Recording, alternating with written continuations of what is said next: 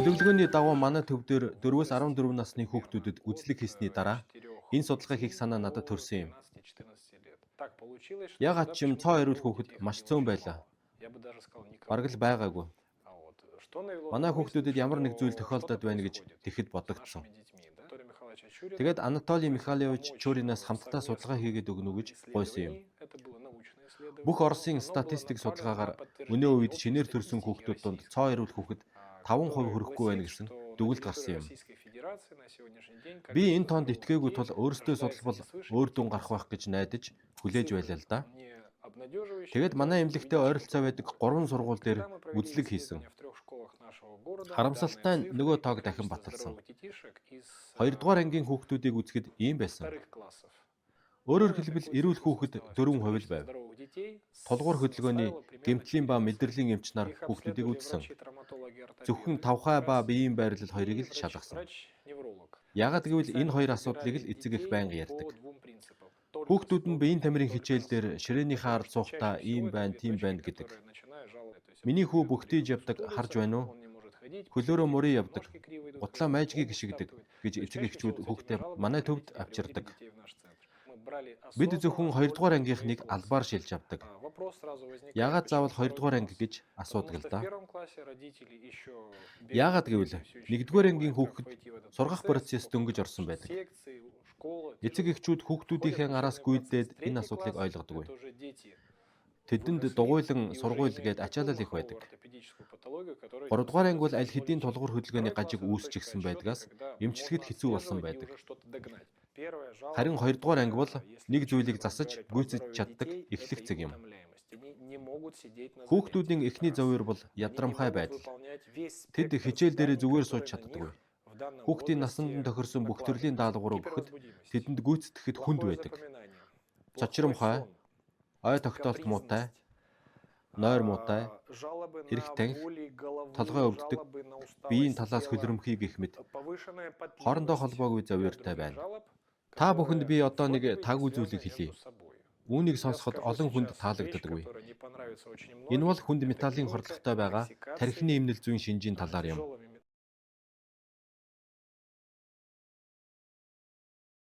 Ямар нэг шалтгаанаар эцэг эхчүүдээс хүнд металлын хордлогыг нууж байна. Янз бүрийн их сурвалжаас авсан мэдээлэл тулгуурлан насан туршийн хүүхдүүдийнхээ эрүүл мэндийг хамгаалж үйлдэл үзүүлэх эсвэл үзүүлэхгүй байх эрх мэдэл тэдэнд байдаг шүү дээ. Түрүүн би хүнд металл гэж хэлсэн. Үүнийг хаанаас авчих вэ? Бид нар мөнгөн ус иддэггүй, мөнгөн устай тамхи сордоггүй гэх мэтчлэн. Практикт хүнд металл нь бидний эргэн тойрны зүйлс бага хэмжээгээр байж л байдаг. Харин хүүхдийн биед вакцинаар дамжуулан хийж байна. Вакцин нь найрлагандаа хүний тархийг хордуулдаг хэд хэдэн компонент нэгдэл агуулдаг.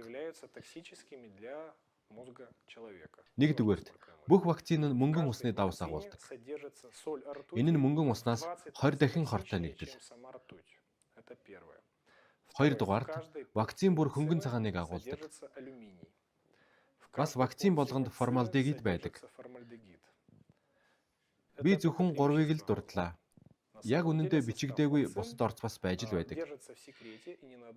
Яагаад энэ мэдээллийг эмч нараас нуув? Манай төв дээр хүнд металлын хордлоготой хүүхдүүд ирж байна.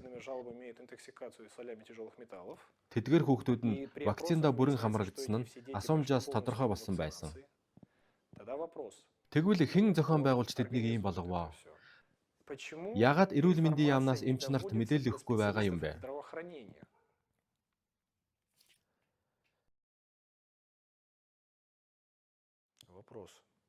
Биднийг ингэж айлгадаг. Узбек, Туркмен энэ этгээхт олон хүн сүрьегээр нас бардаг.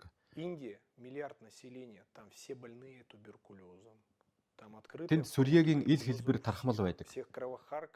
Хүмүүс бие биен рүүгээ цусаар ханиадаг. Амьд хүмүүс шарилдаж шарах байдаг. Толгой дараалаад бүгд өвчтэй гэж. Хятад байна. Тэнд хичнээн хүн амтай билээ. Бас бүгд өвчтэй. Тэдгээр улсын эрүүл мэндийн яам вакцинжуулалтанд хэдийн хэмжээний мөнгө зарцуулдаг вэ гэвэл юу ч зарцуулдаггүй. 1900 он хүртэл Дэлхийн эрүүл мэндийн байгууллагын албан ёсны тоо баримтан дээр хавдрын өвчлөл их тохиолдож байна. Дэлхий дээр нас баралтын 2-р гол шалтгаанд хавдрын өвчин эзэлж байна гэж тэмдэглэжээ. Эргцүүлж бодмоор мэдээлэл шүү. Вакцинжуулалтыг албадан хийдэг хөгжингүй орнууд тохиолдох хүүхдийн аутизмын тоон вакцинжуулалтыг сайн дурын болгосон бусад орныхоос хавьгүй их байдаг.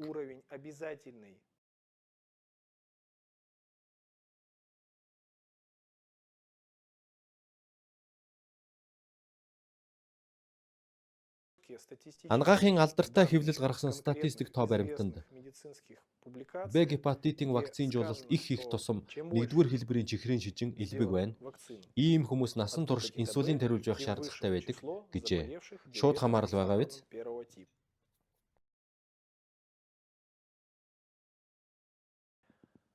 Одоо би Москва дахь Гамалеин нэрэмжит институтын хамтран зүтгэгчийнхээ үгийг хэлье.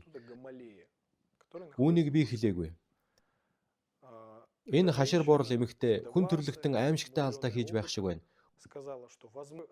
Үнэнийг мэдхээс татгалзаж бас цаашдаа ч зөрүүдэлсэн хэвээр байна. Ингэж зөрүүдэлсний үн цэн бол манай хүүхдүүд юм. Дөнгөж төрсөн хүүхдийг аквариум бааллаар дүгнэхэд 9 байвал цоо эрүүл хүүхэд гэж үздэг. Гэвч ийм эрүүл төрсөн хүүхэд анхны вакциныхаа дараа байнга өвчлөмхийн нэгэн болж хувирдаг. Ямар холбоо байна? Мэдээж өөр юу л байв гэж. Над дээр ээжүүд хүүхдээ авчираад миний хүүхэд саас ажилттай гэвч ямар ч хүүхдийн эмч вакцинтай холбоогүй гээд байх юм гэдэг.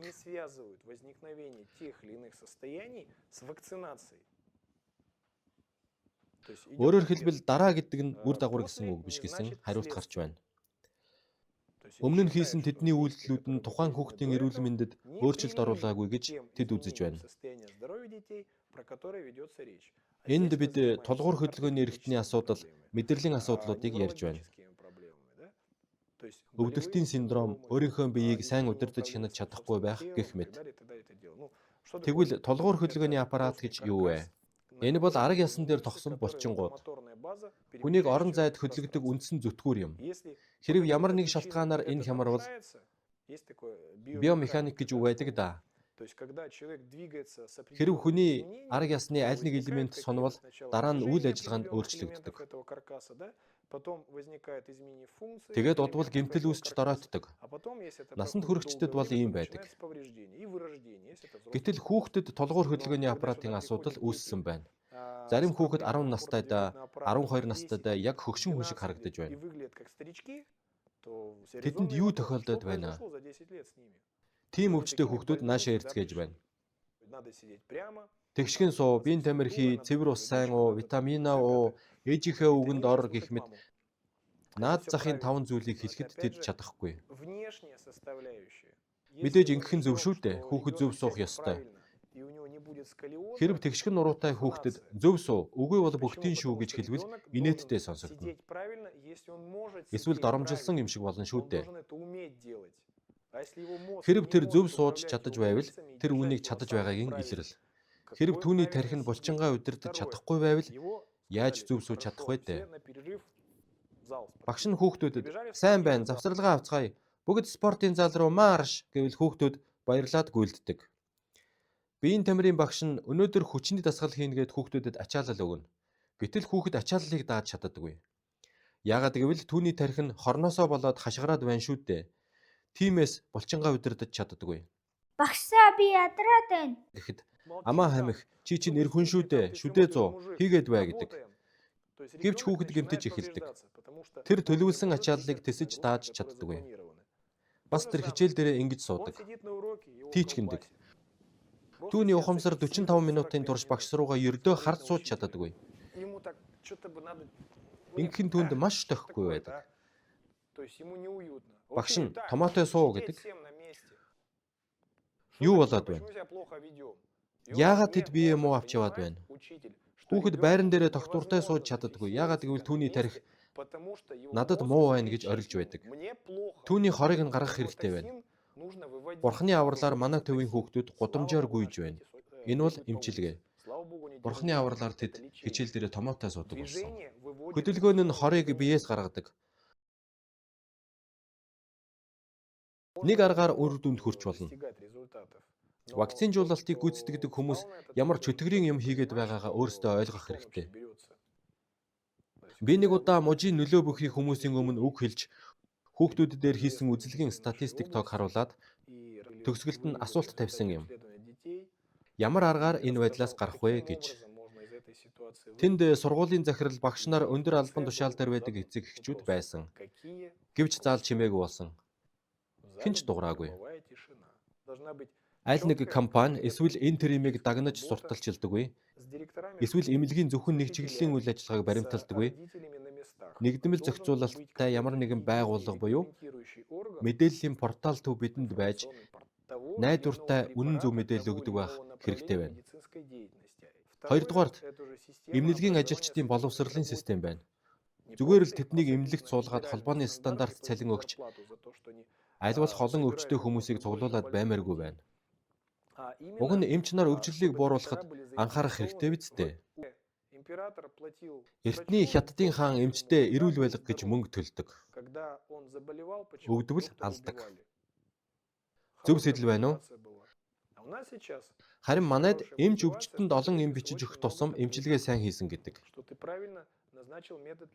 Даанч энэ нь багахан тус үзүүлдэг.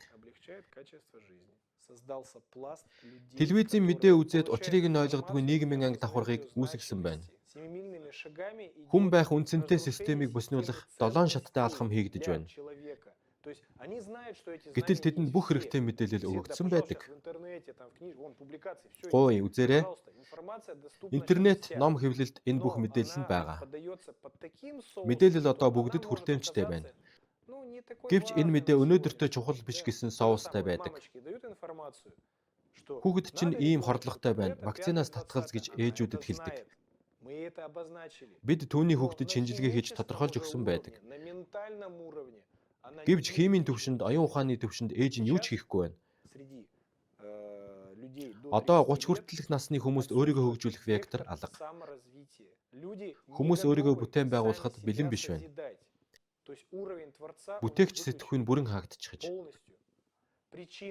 Яагаад гэвэл вакцинаас болж хүмүүсийн химийн төвшөнд блок үүссэн. Имийг атгаатгаар нь идэж байна. Өөрсөнд нь, хүүхдэд нь, гэр бүлд нь, эргэн тойронд нь юу болох нь ямар ч ялгаагүй бололтой.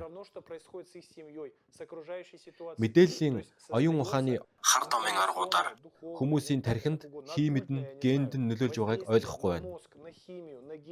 Тэдэнд, хамаатан саданд нь, улс оронд нь юу болоод байгааг мэдэхгүй байна. Хөгжлийн вектор хаашаач чиглэхгүй байна. Энэ бол доройтол.